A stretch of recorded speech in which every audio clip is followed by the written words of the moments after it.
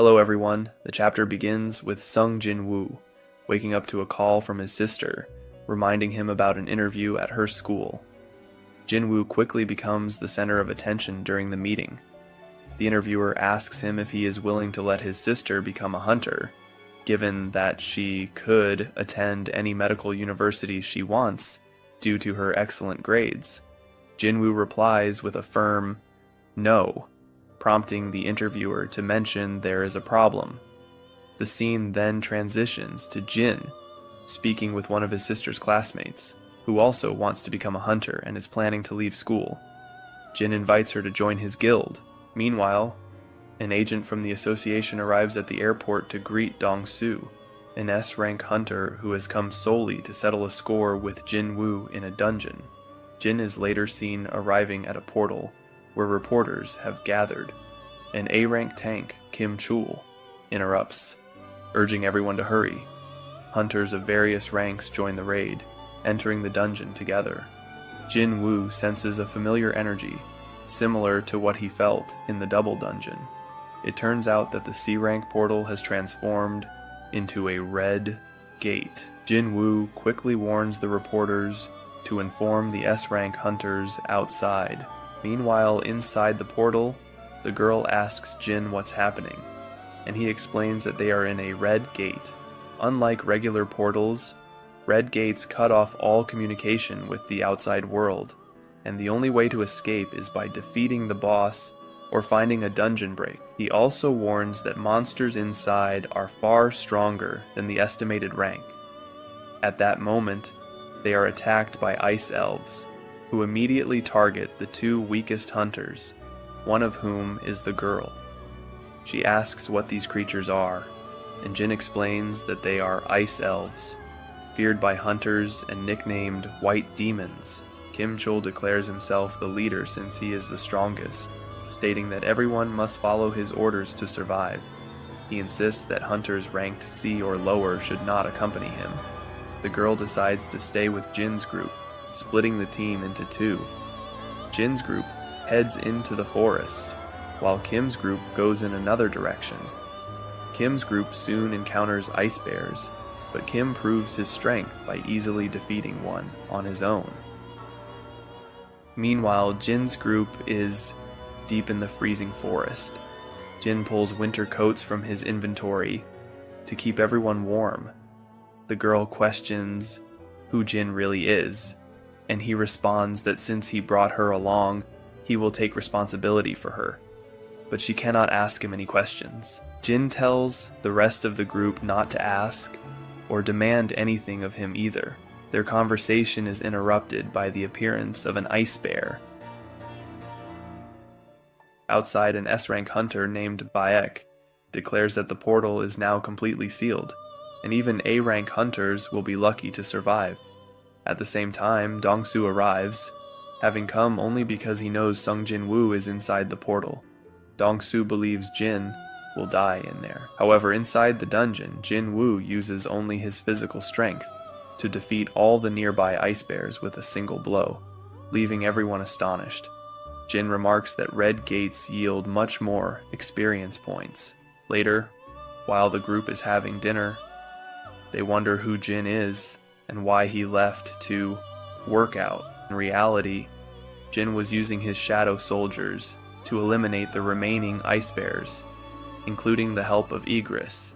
Jin realizes that his fire mage soldiers are powerful, but consume too much mana. Suddenly, the leader of the ice bears appears, quickly defeating Jin's shadow soldiers and mages, leaving only Igris. Jin tells Igris to step up, and Igris impresses everyone by slashing the bear multiple times. Even Jin-Woo is astonished. Ultimately, Igris easily defeats the ice bear leader. Jin notes that if Igris had used his sword throughout the entire battle, the bear might have won. Jin also admits that he is still not as strong as Igris.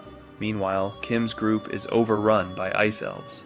Terrified, Kim flees, in fear, marking the end of the chapter. Chapter 2 begins with Jin using a rise on the bear boss, and the other bears acquire a new army. Then we see the others talking, and it has been 3 hours. which would be 3 days inside the portal. Dong-soo gets tired of waiting and thinks that this Seung Jin-Woo must already be dead, but he has a doubt. Is Seung Jin-Woo from the Byakko Guild? Dong-soo asks. The journalist responds that Jin-Woo is an acquaintance of his and that he brought him because he wanted to witness a C-rank raid. Dong-soo says he's leaving, but suddenly turns around and grabs the journalist by the neck, saying he's good at sniffing out interesting things.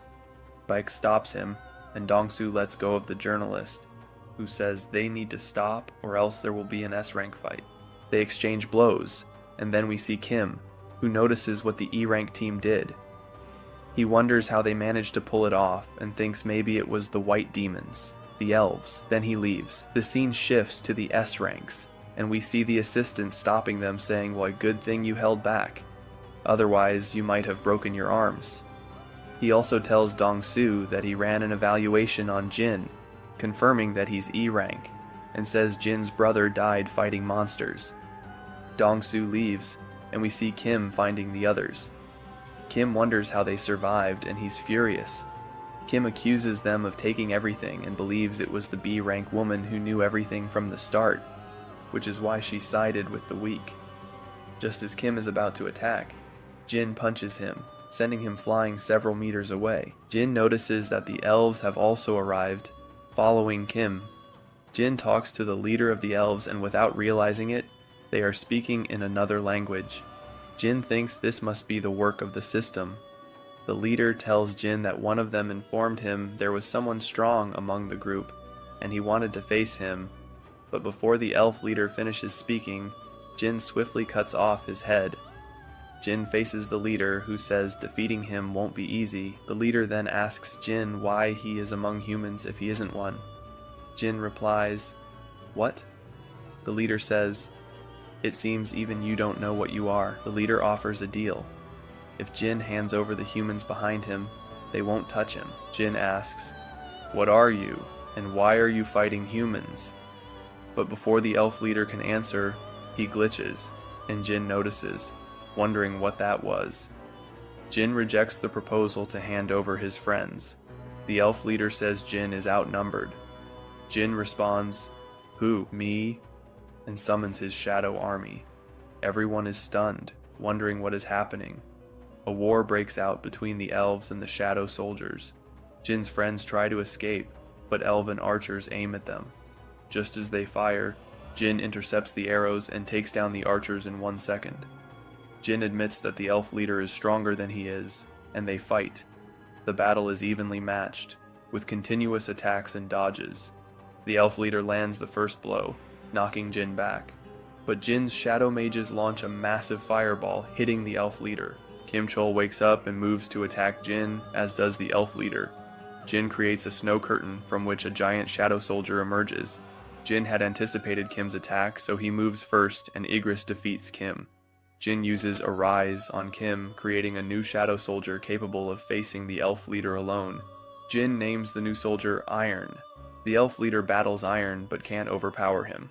The elf then asks Jin to fight him all at once, to which Jin agrees, setting up an epic 3 versus 1 battle. The elf tries to take Iron down first, but Iron distracts him, allowing Jin to stab the elf. Jin tells the elf leader to look at his soldiers, and the shadow army has already defeated the rest of the elves. Only the elf leader remains. Jin uses his weapon to distract the elf, and then has Iron trap him. The shadow mages attack the elf leader too, but the elf overpowers Iron and declares he will kill everyone. Jin, now invisible, stabs the elf leader in the side. Iron reappears and finishes off the elf with a powerful blow, winning the fight. Jin's friends ask if it's over, and Jin confirms. They prepare to leave the portal. Jin attempts a rise on the elf leader, but fails after 3 tries. The scene shifts to the outside, where the Byakko Guild president, Baek, assumes Kim Chul succeeded, but only 2 people exit the portal. Baek asks, "What happened to the others?" Then Jin and Jin's sister's friend emerge, and the portal closes. Baek asks what happened to Kim Chul, noticing the expressions on the survivors' faces. He wonders how the weakest ranks managed to get out. Jin leaves with the girl, but Baek stops him, saying he has many questions. Jin replies that he's very tired and tells Baek to speak to his guild. Baek grabs Jin again, saying that 6 of his guild members are missing, and as the person responsible, Jin needs to answer. Jin says, "I saved the other 2. Shouldn't you be thanking me if I'm responsible?" Baek apologizes and agrees, lamenting the situation. Baek asks Haejin why Jin is so on edge. She explains that he became like this after defeating the boss. The journalist suggests that Jin is just exhausted and isn't a bad guy. The journalist tells An to do whatever it takes to recruit Jin into the guild. Jin drops the girl off at her house and reflects that the only thing he managed to acquire from the elf boss was his sword. The next day, Jin and Jiho head to a raid with the girl. Jiho wonders who she is, why she calls Jin Jin-Woo, and if they have that kind of relationship. Jiho tells Jin that Sonji is underage, and Jin nonchalantly asks, "So what?" leaving Jiho stunned. They head off, and the chapter ends. The chapter begins with Jiho watching how the Shadows can complete a C-rank mission by themselves, extracting resources as well. Jiho feels useless because he doesn't contribute at all, but one of the Shadows extends its hand to him, making him feel like he's part of the effort. Then, we see an American encountering a stranger who says he wants to go home. Jiho and Jin are eating at a restaurant, and Jiho says that thanks to Jin, he can now apply for the Guild Master exam. Jiho asks Jin what he plans to do, and Jin replies that he'll be unreachable for a while because he has to go somewhere. Jiho, already drunk, tells Jin to leave him because he's useless, and he also mentions that he has a brother 10 years older than him who he hates. Jiho says he wishes Jin, who has helped him so much, were his real brother. Jin responds that from now on, they'll be brothers. We then see the stranger from before imprisoned, and the police are wondering who he is. They say he was supposedly trapped in a portal for 10 years, but they don't believe it. They speculate that he might be an anthropomorphic monster, and mention that they've called an S rank from the United States for the interrogation, Dong-Su. One officer asks another for the stranger's name, and he replies that it's a strange one, Il-Hwan Sung. Next, we see Jin saying goodbye to his sister for a week. It turns out that Jin has gone to the demonic tower, and upon entering, he's given a mission to capture 10,000 demonic souls. Then we see Jiho talking to his father, who says, "So you want to take over the guild?" and reveals everything he knows about Jin-Woo. Jiho is surprised his father knows all this, and his father asks if Jiho completed all the raids thanks to Jin-Woo's collaboration. He also asks if this is why Jiho wants to take over the guild. Jiho responds that it's true. He wants to become the guild master. His father agrees but imposes one condition. He must recruit Sung Jin-Woo into the guild. We then return to Jin, who, after defeating numerous monsters, hasn't been able to extract even a single soul. Jin summons his shadow bear leader and rides it to reach a destination. Jin names the bear Tank. Meanwhile, we see Hai-Hin training in the gym. Returning to Jin-Woo, we see him defeating demons and acquiring souls. He thinks that every floor he climbs gets harder, and that he's currently at a level slightly below B rank. He's targeting the bosses of each floor directly to climb faster. He needs to reach the 100th floor, but he's unsure if he has enough food, and doesn't know how difficult it'll be. However, he remembers his promise to his sister to save their mother. Jin fulfills the goal of collecting 10,000 souls by facing the boss of the 50th floor, using his entire shadow army. After completing the floor, he advances to the next one. Meanwhile, Aang is seen talking to a B-rank girl, saying that Jin-Woo hasn't appeared anywhere and doesn't seem to be abroad either. The girl asks how he knows all this, and he replies that it's his job. Aang wonders where on earth Jin-Woo could be. Jin orders his shadows to take care of everything except the boss, whom Jin wants to face one-on-one. We see Igris swiftly defeating countless demons with ease. Jin says that killing demons has helped him level up a lot, increasing his mana and making combat easier. Jin wonders when the boss will move, and in the blink of an eye, the boss appears right in front of him, attacking. Jin punches the boss, sending him flying, surprised by his own strength. The boss gets up and attacks Jin quickly. Jin grabs Iron's shield to block the attacks and counters. but the boss anticipates the move and avoids it. Jin devises a plan, running towards some buildings, causing the boss to crash into one. Jin seizes the opportunity to attack and defeats the boss. Meanwhile, Dong-su interrogates Il-hwan, who asks how much humanity knows about the portals. He says they've only scratched the surface, that a power has awakened that could cause a cataclysm. Dong-su asks, "So what?" To which Il-hwan responds that his goal is to prevent the cataclysm. Il-hwan adds that Dong-su seems strong, and Dong-su replies that he's got guts to introduce himself with a name if he's a monster. Il-hwan says he has a wife and 2 children, and Dong-su asks if he remembers his son's name. Il-hwan replies, Jin-Woo, and asks why he feels such bloodlust toward him. Il-hwan says he will answer Dong-su's questions, but Dong-su retorts that Il-hwan's son is dead, and that if he wants to say anything to him, he'll have to do it in the afterlife. We return to Jin-Woo, who is facing a boss. The boss asks if he's surprised by how strong he is and whether demons will feel fear. Jin-Woo defeats the boss, leveling up further and increasing his power. Next, we see a city in flames and ruins on one side. An agent comments that a battle between 2 S ranks can change geography and leave combat zones in ruins. He notes that they were lucky the damage was minimal, because Dong-su was defeated in a single second. Finally, we return to Jin-Woo, who says he's run out of food and will have to stop at the 75th floor. With only 25 floors left, he decides to leave with the benefits he's gained. Amulets, armor that boosts stats, an orb that doubles magic power usable only by his mages, and a cursed box that gave him a key whose purpose he doesn't yet know. Jin says he didn't come here just for these items. He's also obtained 2 out of 3 parts of the elixir of life needed to awaken his mother. With this, Jin leaves the tower, ending the chapter. The chapter begins with Jin thinking that he only needs one ingredient for the elixir of life, and it is the purified blood of the Demon King. He wants to prepare well for that boss, and has gone up quite a few levels in the castle, but his official rank is still E, and no matter how much he levels up, he will not be able to go to high-ranking raids. He decides to stop pretending and hiding his identity, and will take the rank test again. The next day, we see that people are preparing for the exam.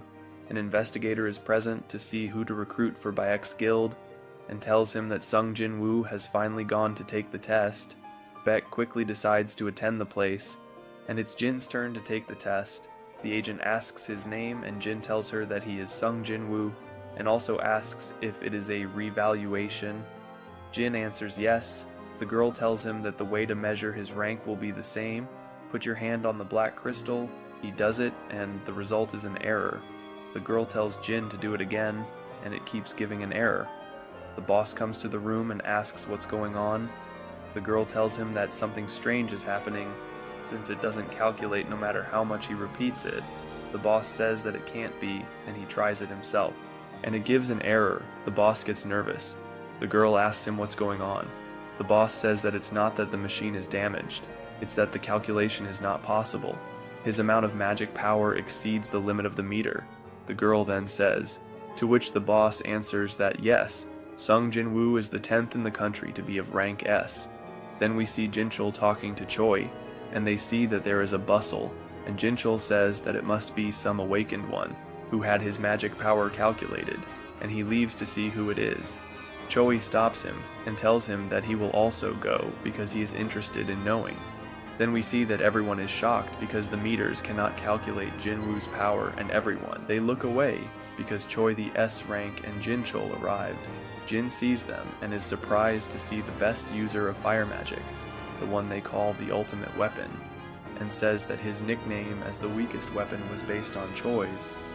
Choi evaluates him and realizes his overwhelming power, and introduces himself to then propose to join his hunter guild, and asks him if he has already decided which guild to join, and tells him that if it seems okay to him he would like to talk about it.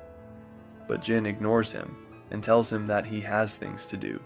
Choi is shocked, and they notice that Jin disappeared instantly without making a noise, and they see that Baek arrives running to the place. Baek asks where he is, but his investigator tells him that he has already left, Choi leaves, and Baek thinks that Choi should be the last to find out about Jin-Woo. Then we see Jin at the clinic with his mother, and he thinks that he looks like he is going to wake up at any moment, but he stands up and tells his mother to wait a little longer. And when he comes out, there is Jinchul outside and tells him that he realized that he may be very blind. In supervision, they watch the hunters and punish those who break the laws. He thought he had a good eye for people, but he realized that he doesn't. Jin asks him if he will watch him, and Jinchul answers yes, but not for criminal. He tells him that supervision is the only department that controls the hunters, and that, however, they cannot do anything against those of rank S, and tells him that there is someone who wants to see him, and Sung stops because he hears footsteps. The one who wants to see him introduces himself as the president of the Hunter Association, Go Gun-hee. Then we see that they sit down, and Gun-hee congratulates him for obtaining the S rank, and tells him that another reevaluation will not help much, and that with the current results he is an S rank, and Jin asks why. Gun-hee answers that it was to gain time to be able to contact him. Despite the size, the association does not have so many excellent hunters. He tells him that many look at the salary and the honor of the large guilds. He also says that Jinchul is one of the best hunters there are, but he is of rank A. He says that he will get to the point, and invites him to join them, and they will give him an important position in the association. Jin asks him why they offer him so much. Gun-hee answers that now, it is not the government that keeps the country afloat, but the hunters who defend the town, and they are distributed in 5 main guilds. They are 5 dragons that maintain a delicate balance, but if Jin joins any of them, that balance will be broken, and says that the association must be a 6th power in the country, which can control the rest. Jin asks him if that is why he should join, and Gun-hee answers that he has the power to make it happen, and asks him what he thinks. Jin says that it is not a bad deal. A position in the association assures me future promotions. Apart from the government and the media, the president must have influence everywhere, and he is an exceptional hunter, being the first S rank in the country and has great magical power and a physique that does not look his 80 years. Even for his age, he is on par with him. After going up so many levels, Jin thinks that accepting his proposal would change his life, but Jin refuses. Gun-hee thinks that Jin is looking for money, but Jin tells him that he wants to fight against the monsters, and tells him that he believes that his place is in the dungeons. Gun-hee, surprised, notices that Jin is not lying. It had been years since he felt. His heart beats so hard, and says that if he were only 10 years younger, he could fight side by side with the young man. They say goodbye and leave the place. Jin says that he has to level up as soon as possible in order to save his mother, because he can continue increasing his power. Then we see Dong-soo waking up in the hospital. The vice director asks him if Il-hwan-sung is really a monster, to which Dong-soo has a flashback, and says that if it seems to him that he is a human, and that it is clear that he is a monster. The vice director leaves, and Dong-soo, full of rage, has a memory of what that Jin's father told him. Don't come near my family again, or you won't be able to escape from me even if you die. Then we see that Jin is looking for equipment to be able to complete the dungeon, but he doesn't find anything useful, and he thinks about selling the sphere that doubles magic power, but having never gone on a high-rank raid, he won't have an excuse to say how he got it, and we see that Jin decides to go on a raid. The president talks to Jinchul, asking about Jin's past, and Jinchul tells him that he was actually E rank, even being in the hospital for serious injuries multiple times, and that he's going on a raid. The president thinks again that Jin is looking for money, but Jinchul tells him that it's a raid on the mining group, and the president is surprised and says that he's someone very unpredictable. Then we see Jin dressed as a miner. Jin thinks that in high-rank raids, the tasks within the dungeons are divided. The attack group eliminates the monsters, the mining guy extracts the mana ore, the gathering guy collects the corpses of the monsters. It requires a lot of people, but it is very profitable. Inside you see Choi finishing off monsters using his fire magic, eliminating most of them in the area. And he tells him to be careful with the smell of the lady with the sensitive nose, referring to Hai In. Everyone goes out and Jin sees Choi surprised that he can get out of a rank A portal unharmed. and then he notices Hei in the 9th rank S, and she has an overwhelming aura. Jin wonders how many people in the world there are with that level of aura. Hei notices Jin's powerful presence, but it had already hidden, and says that it felt like President Gunhee had come and disappeared as if he didn't exist. Jin says that he is more perceptive than he imagined, and the mining group enters. While everyone works, Jin plans to see the boss of the dungeon, and they interested in seeing how strong an A-rank boss is. A man bumps into Jin, mocking him for being E-rank. Jin looks at him with his murderous gaze, and the man freaks out, wondering if he's really E-rank, and they see Jin working shirtless, and the boss is surprised and says that maybe God sent Sung Jin-Woo to be a worker. Everyone goes out to eat, but Sung stays. The boss tells him not to go too deep. When everyone leaves, Jin runs out to take a look, and when he gets to the boss's room, he says that he really seems stronger than Metis and Vulcan. Jin thinks that he still has enough common sense to know that he shouldn't kill the boss, because if he does, the portal will close and the Hunters Guild will lose a lot of money. But even so, Jin wants to provoke the boss just a little, but Hei-in appears behind him asking him what he's doing there, thus ending the chapter. Hello everyone, the chapter begins with Jin-Woo saying that he had been very careless, and he tells Cha Hai-in that he got lost and ended up there. Cha Hai-in tells him that it's the boss room and that he should stay away. Jin thinks to himself that he couldn't even detect her when she approached. Cha Hai-in notices Jin's hand and wonders if she saw wrong because she could have sworn he had a weapon. Jin apologizes, and Cha Hai-in tells him to leave as soon as possible. Jin agrees, but as he passes by Cha Hai-in, she notices something strange about him and stops him, sniffing him. She realizes that he doesn't smell bad and asks him if he really is a hunter. Jin hesitates and answers yes. Cha Hai-in checks Jin's license and sees that he is rank E. She tells him that it's fine and that he should be careful. Jin leaves, but Cha Hai-in says to herself that he didn't smell bad. In fact, he even smelled very good. Jin reunites with the other miners, and they tell him that Cha Hai-in has the peculiarity of not being able to tolerate the smell of hunters, which leaves Jin thinking about what the boss of the demon elves told him, that he is not human. The mission ends, and the leader of the miners thanks Jin because, thanks to him, they finished faster. He offers Jin the opportunity to join an A-rank raid the next day, where the second attack team of the Hunters Guild will be present. The Hunters Guild is the only guild capable of handling 2 A-rank portals simultaneously. Jin accepts, and the leader tells him that he will pay him double.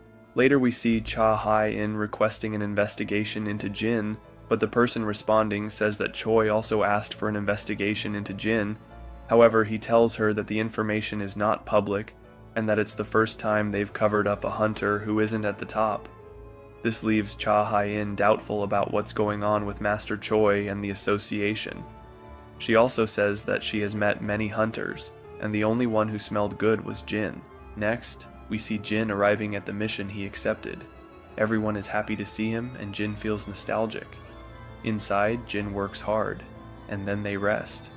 Captain Ki-hoon appears and talks to the leader of the miners because he needs someone to go inside the portal, but no one volunteers because it's a very dangerous mission. However, Jin volunteers to go. The leader and his assistant tell Jin not to accept because it's too dangerous, but Jin tells them that he has enough courage to go. The leader tells Ki-hoon that it's only Jin's second day as a miner, and that he doesn't know what he's doing. Ki-hoon asks about Jin's rank, and the leader tells him that he is rank E. Ki-hoon accepts Jin to enter. Jin is surprised to see that the Hunters Guild has 2 such powerful attack teams. Upon entering the portal, Jin has a bad feeling about it. A girl approaches Jin and tells him not to be nervous since they are with the second strongest team of the Hunters Guild, and if he doesn't do anything reckless, the monsters won't attack him. Jin thanks her, and we see that the captain's objective is to complete the mission, to officially become the captain of the second group, even though he is only A rank. Just then, the enemies arrive, some jackals, which they can defeat without problems. However, Jin says that it's not normal for jackals to have collars, which means they have owners. Suddenly, orcs appear, and they are A rank.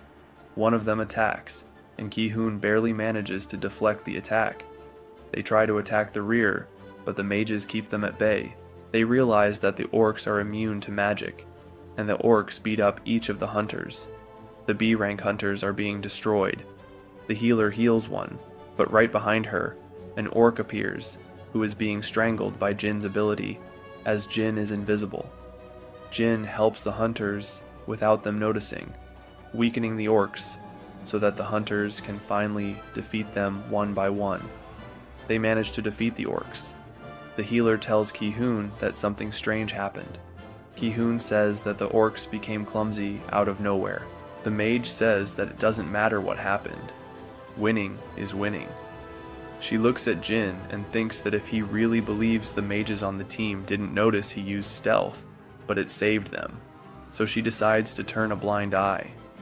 Everyone thinks about ending the mission there because they don't have enough members, and Ki-hoon decides to withdraw from the mission. However, they see that the exit is blocked by a high-level spell. The mage says that she can undo it, but she will need time. Everyone feels an enormous magical power and believes it's the boss. The mages are being destroyed because of the enormous power of the spell, but right behind them is a horde of orcs. Ki-hoon decides to talk to the leader, who seems to be controlled, and he says that he was the one who put up the barrier. Ki-hoon asks if there is anyone stronger in the dungeon, and the orc says that there is no one who can surpass him. He tells them that they either come to see him or his soldiers will kill them. Ki-hoon says they will go see him. Then Ki-hoon calls Jin-Woo and tells him that when they see the boss, they will attack, and Jin should escape to alert those outside. Attacking the boss will distract him, and maybe the barrier will be removed. The healer tells Jin to do her a favor and deliver her will to her family. The healer says that they are ready to die, but he is not. Jin thinks that this disheartening situation is like the one in the double dungeon that time. Jin accepts, but says he hopes he won't have to deliver it. Later, we see Cha Hai-in looking for Jin, and the leader of the miners sees her. Cha asks if he has seen Jin-Woo, and he tells her that he entered the portal as a transporter. The guys have already arrived at the boss's room, who welcomes them, thus ending the chapter. The chapter begins with Cha Hai-in wondering what an E-rank is doing inside a portal. Cha thinks it is very suspicious and decides to enter the portal. Inside, we see the group surrounded. The boss asks if they are scared and removes his mask, releasing an enormous magical power that terrifies the mages. Ki-hoon asks the boss why he called them, and the boss says it was for fun. The boss notices that there is someone very strange in the group and says it will be a fun battle. Ki-hoon prepares to attack, but his entire group is terrified. The boss blocks the attack with a defensive spell, and then uses gravity magic to destroy Ki-hoon, slamming him into the ceiling and floor repeatedly. Just before Ki-hoon dies, Jin-Woo saves him. An orc tries to attack Sung, but he defeats it. Jin-Woo asks Ki-hoon, since the dungeon belongs to his guild, if he can kill all the orcs inside. Ki-hoon agrees. The boss activates his aura, and Sung summons his shadow soldiers, preparing for combat. The boss says Sung is just a cheap imitator, and Jin-Woo says the battle will be unfair. Unfair for the boss. Outside the portal, we see Jinchul arriving at the portal and wondering why Jin chose to be a miner. He asks where Jin is, and the miners respond that he is inside the portal. Jinchul decides to enter, but they all feel an enormous magical pressure. Jinchul tells them to protect themselves. Then we see Cha watching the high orcs that were defeated, and saying that Ki-hoon's group is in danger if the aura she felt belongs to the boss. The boss says that with that army of shadows, Sung won't be able to do anything to him. Jin activates the domain of the king, which enhances the abilities of the summoned shadows. Everyone is surprised to see Jin. The mage says his aura is very sinister. The battle begins. Iron defeats high orcs with ease, as does Igris, and Jin is practically strolling through the battlefield, destroying orcs left and right. Jin realizes that to defeat a high orc, 5 shadows have to fight, so he decides to take them on himself. However, the boss attacks with a flame blast. The boss attacks Jin with his spells, but Jin manages to dodge them.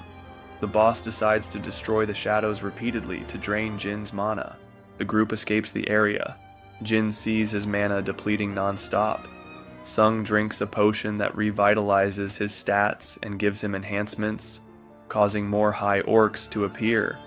The boss is surprised. Jin says that this is what he will do to all of them, including the boss. The boss stands up and orders the 4 strongest orcs to attack. Then we see Choi being informed that the portal has become an S rank, and they will call all A rank or higher guild members to close it. Next, we see Igris fighting the high orcs hand to hand, and Tank destroying them. The group says they should fight, but the boss casts a spell, saying the audience cannot join the stage. The boss decides to fight Jin directly. When the boss attacks with a poison spell, Jin says it won't work because he is immune. The boss uses his shield, but Jin's mages, using a magic sphere that doubles their power, destroy it. Cha arrives at the battle and sees that her group is safe, but doesn't know where the summons came from. The boss grows giant and attacks Jin, but Jin dodges and says he doesn't have good memories of giants. The boss attacks with a fire laser, but Jin dodges all of them. The boss asks if Jin still dares to face him, and Jin responds that he does. Jin quickly attacks the boss, destroying his eye and then his arm. Jin chains him up and defeats him. Jinchul arrives and says they came to bring reinforcements, but it seems unnecessary. Cha Hai-in thinks Jin is one of the best combat hunters and can even summon creatures. Cha asks who that man is, and Jinchul says he doesn't know much about him. Jin tells the boss that a mage loses when they run out of mana. Filled with rage, the boss attacks Jin, but the high orcs attack and defeat him. Jin extracts the shadow. Arise. Everyone is stunned to see that the boss is now one of Jin's shadows. Jin has to give him a name and decides to call him Fang, an elite rank knight. Everyone asks Jin who he is. Jin doesn't know what to do as he is distracted, but Jinchul covers for him, saying that information about Jin is top secret and asks them not to reveal anything that happened. Before leaving, Ki-hoon stops them and thanks Jin for being with them, as without him they all would have died. Jin remembers something and returns the will to the healer. They leave. The mage asks Cha what she is doing with a pickaxe. Cha Hai-in asks if she seems strange to him. The mage asks who she means, and Cha, blushing, says no one. Then we see Choi asking Ki-hoon who is stronger, him or Jin. Ki-hoon asks if Choi could close an A-rank portal alone, and Choi says never. Now he feels embarrassed to be called the ultimate weapon. Choi leaves, but before he does, Ki-hoon tells him he must recruit Jin. Then we see Jiho, who wants to talk to Jin about something. We also see that there is commotion outside the association. There is a new awakening, Lee Min-sung, the man who has it all, ending the chapter. Hello everybody! Remember, subscribe, love you guys! Each chapter begins with all the journalists asking Choi and Bayek if they plan to recruit Min-sung. They respond that they are not here for him. Then, they argue about who deserves Jin-Woo more. Later, we see Jin arriving at the scene and notices Min-sung introducing himself as an awakened hunter.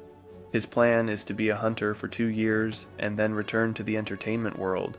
However, they are interrupted by a security guard who does not allow Jin-Woo to enter the association. Min-sung says, "Can't you see who you're talking to?" And President Go interrupts, stating that Jin-Woo is his guest. Everyone's attention shifts to Jin. Later we see that before the reevaluation, Jin must demonstrate his power inside an iron room. Jin shows that he can summon a shadow, but the president tells him to show his full power. Jin then summons his main army, including Igris and others. Choi and Baek sense the immense magical power, as does the president. Jin is then given an S-rank hunter card. Jin thinks that they will no longer suspect him when he sells the sphere. The president tells him that he is intrigued to see what Jin will do with his power. As Jin tries to leave, Choi and Baek wait for him, attempting to recruit him. However, Jin declines, saying he already has plans. When Jin tries to exit, a crowd of journalists is waiting outside. Everyone is shocked by Jin, including his sister, the miners, and even Cha Hai-in. Jin is named the 10th S-rank hunter in the country, and all the attention shifts to Jin-Woo, leaving Min-sung aside.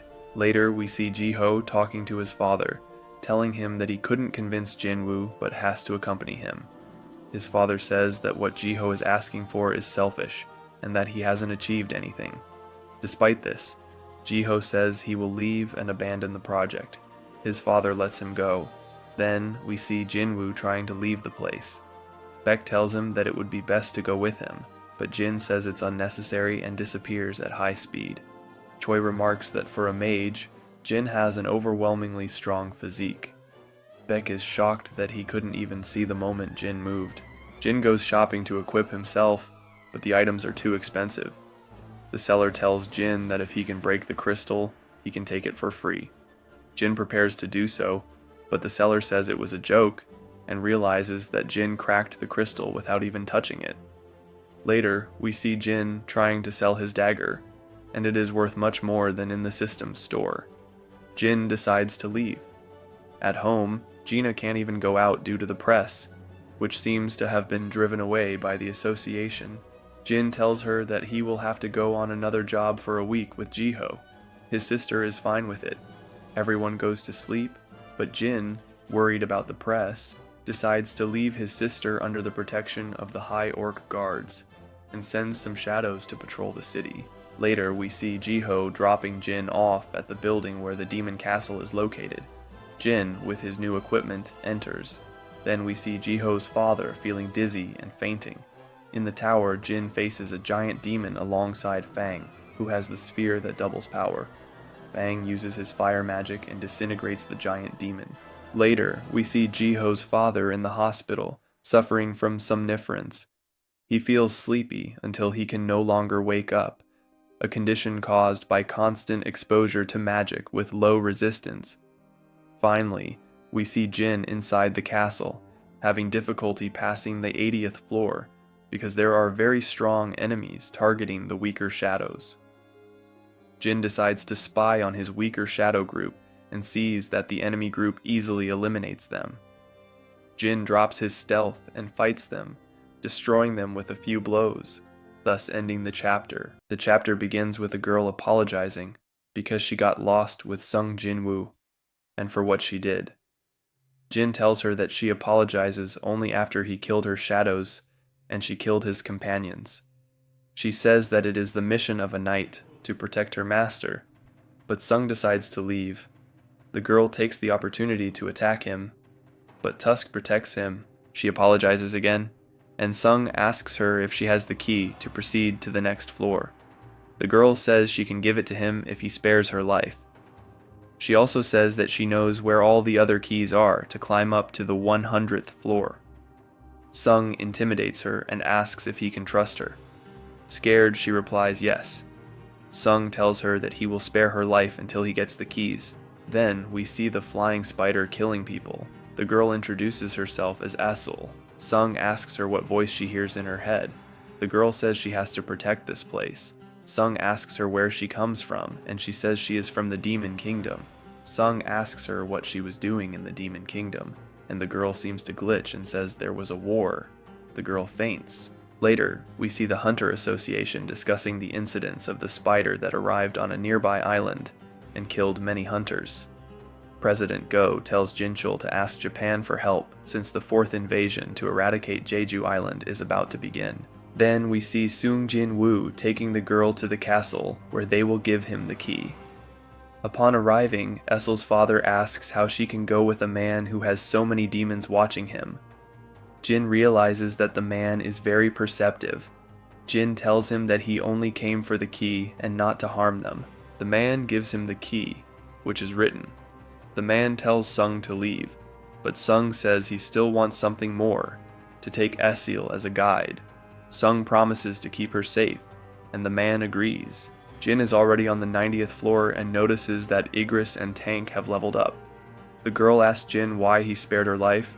She asks why he did it, and Jin says it's because he likes her. The girl blushes, and they continue. Jin keeps clearing floors, reaching the 100th floor, where he faces Baran, the Demon King. His dragon is also strong. Baran summons demons, and Sung decides to summon his own. The battle begins. Tusk manages to incinerate all the demons. Baran attacks, destroying the shadows and almost killing Isil, but Sung protects her. Jin decides to attack Baran stealthily, but Baran detects him and stops his attack. Tusk and Baran clash in their attacks. Jin manages to defeat the dragon and faces Baran in a one-on-one battle. Later, we see Goto Ryuji arriving in Korea. He is the strongest guild master in Japan and will help with 10 of his 11 guild members to defeat the spiders. Then, we see Sung and his shadows fighting. Sung runs out of mana and Baran still seems invincible. Baran grabs Sung, but with the help of his shadows, Sung manages to break free. His mana runs out and they engage in a one-on-one battle, where Sung seems to be at a disadvantage. Baran also uses dagas. Sung loses his dagas and suffers a direct attack. Asil distracts the Demon King, and Jin takes the opportunity to tear off Baran's arms with the Hand of God. With a powerful blow using all his strength, Jin manages to defeat the Demon King Baran, causing a massive explosion. Jin tells Asil to go to her father and tell him that they will now be the highest family in the underworld. Asil happily agrees, thus ending the chapter. The chapter begins with Sung Jin-Woo receiving the final ingredient for the potion to awaken his mother. Jin-Woo crafts it and receives 6 potions. Then, we see that Iron has brought Kaisel, Jin-Woo's new shadow dragon. Jin-Woo gains the shadow exchange ability and quickly uses it to summon Kaisel, heading straight to the hospital. Next we see Beck talking to his former teammate, a retired S-rank healer. Beck tells him that he will go to Jeju Island again, which worries his companion. However, the companion says that if he came to convince him to go, Beck interrupts and says he won't do that. He only came in case he returns from the island. After a few drinks, they call each other weird. Then we see Jin-Woo at the hospital. He looks at his mother's wound, which was caused by him when he was a child. Jin-Woo takes out the potion, unsure if it will work, but he trusts the system and nervously gives it to her. Jin-Woo watches as the wound disappears, and his mother's body revitalizes, rejuvenating. She still hasn't woken up, and Jin-Woo pleads for her to awaken. Finally, his mother wakes up and asks how long she has been asleep. Jin-Woo tells her it has been 4 years. She asks about Jin-Ho, and Jin-Woo reassures her that he is fine. His mother notices all of Jin-Woo's scars, and with tears in his eyes, Jin-Woo tells her he's okay. His mother also cries. The next day, Jin-Ha sees her and cries as well. Jin-Woo is happy that his efforts have finally paid off. Later, we see President Go confirming that they will go to Jeju Island. Then we see Jin-Woo and his family cleaning the house. His mother sees a photo of Jin-Woo's father and says she already knows he is a hunter. Afterward, we see President Go telling Jinchul that he had a visit from Thomas Andre, the national-level hunter. Go asks if Sung is on his way, to which Jinchul replies yes. Jin-Woo arrives and speaks with Go, who invites him to Jeju Island. Jin-Woo senses a tremendous magical power, and Go explains that it's the S-rank hunter's training. He suggests they go see them.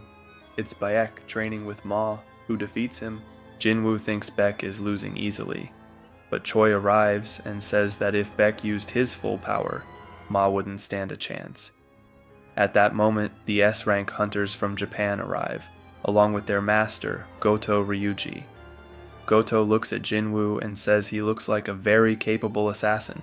The interpreter corrects him, saying Jin-Woo is not an assassin but a mage. Goto is shocked and can't believe it. The interpreter adds that Korean S-rank hunters are weak, but Goto tells her not to underestimate them. The Korean interpreter arrives and asks if they are mocking Korea. Cha approaches and tells them not to cause a scene. Goto proposes a friendly match and Baek explains the rules. They lose if their back is touched, their wrists are grabbed, or they are knocked down. The friendly match begins, and the chapter ends.